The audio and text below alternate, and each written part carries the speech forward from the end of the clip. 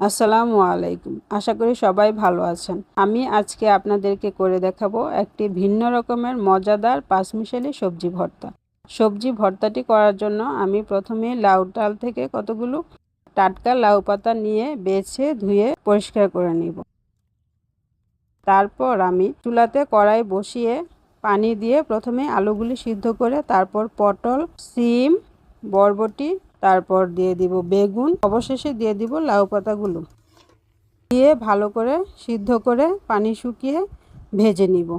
ভেজে আমি চুলা থেকে নামিয়ে আমি শিলপাটাতে কতগুলো শুকনো মরিচ বেটে নিব প্রথমে, তারপর বেটে নিব সবজিগুলো। তারপর আমি আস্ত পেঁয়াজ অল্প লবণ দিয়ে আধা ছেঁচা করে নিব। আধা ছেঁচা করে সবজির সাথে মিলিয়ে নিলেই আমার রেডি পাঁচমিশালি সবজি ভর্তাটি।